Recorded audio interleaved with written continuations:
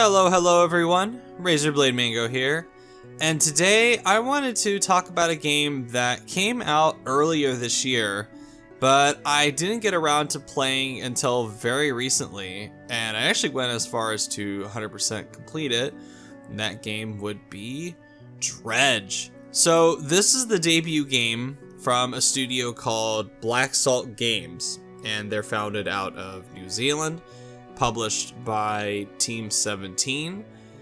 And this game, like I said, it came out earlier this year, back in March to be more specific.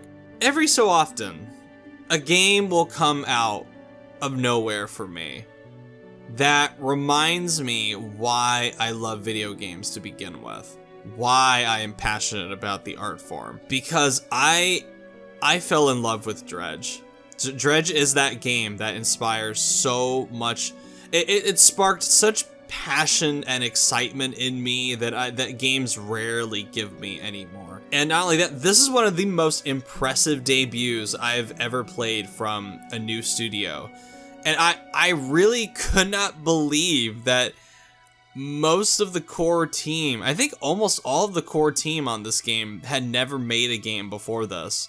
Because I went to the website Moby Games, which you can go to check the history of people in the credits of video games.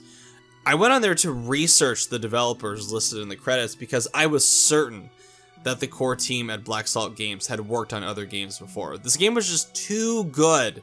It was too polished, too refined, too much fun for me to believe that this was a team's first go at this.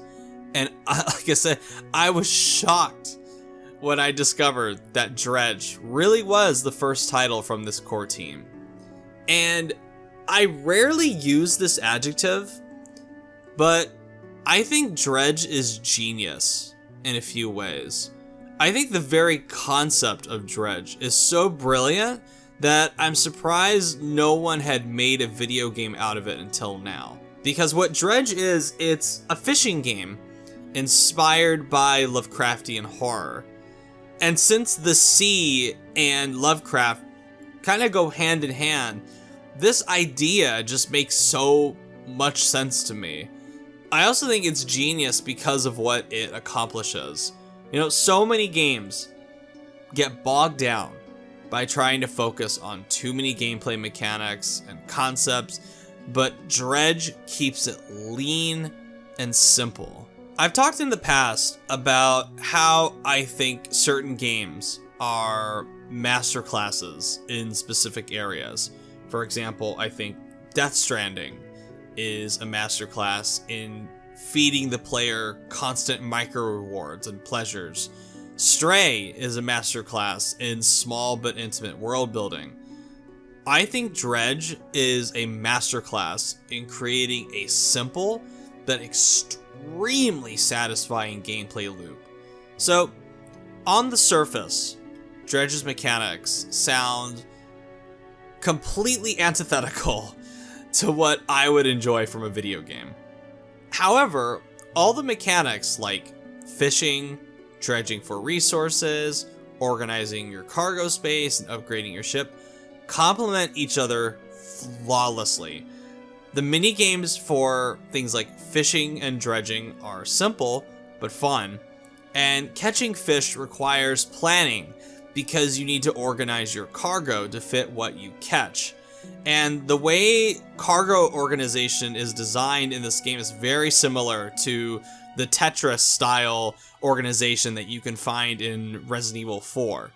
And then taking said cargo to the various shopkeepers is its own form of fun, because they then give you money to buy new equipment and or upgrade your ship.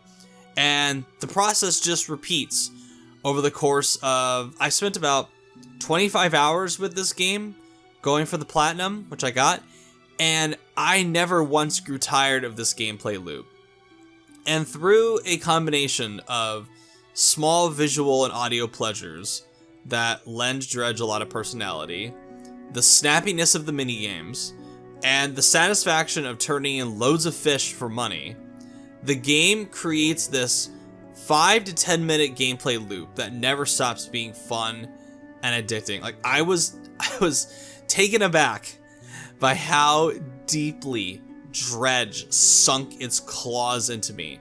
There was one day, for example, where I sat down and I thought to myself, I'm only going to dedicate maybe an hour to this right now. That hour turned into 2, which then turned into 3, which then turned into 4, which then turned into 5. And that 5 hours flew by in the blink of an eye because I was so immersed in Dredge. And I was astounded when I looked at my phone and I realized how much time had passed. I was just like, holy shit.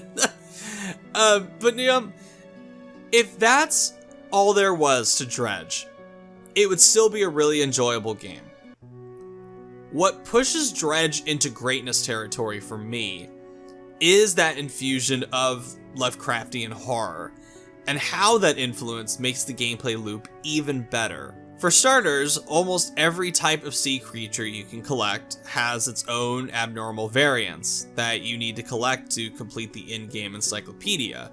These abnormalities are designed with such grotesque attention to detail that it didn't feel like a chore hunting them down, because I looked forward to seeing what gross designs the devs had come up with. The text boxes that describe all the sea creatures are also written with a very Lovecraftian tone, so to speak. They evoke the themes of helplessness, suffering, and madness that the author was famous for pretty goddamn well. You know, during the daytime, Dredge can be a pretty relaxing experience. However, fishing during the night in Dredge is when the game throws some curveballs at you. In true Lovecraftian fashion, your character has a madness meter, and the longer you're out at night, the more it fills up. And, surprise, surprise, there are some types of fish that you can only collect at night.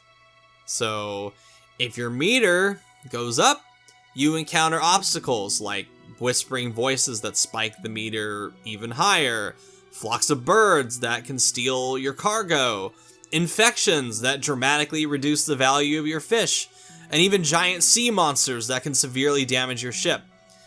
On paper, this concept might sound annoying, and it occasionally was.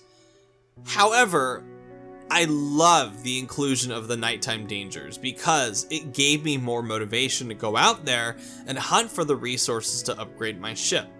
This enhanced the gameplay loop even further because I now had a compelling reason to fish and dredge outside of the sheer fun of it.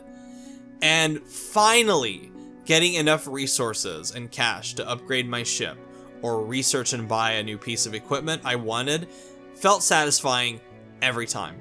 I never grew tired of Dredge's core gameplay loop.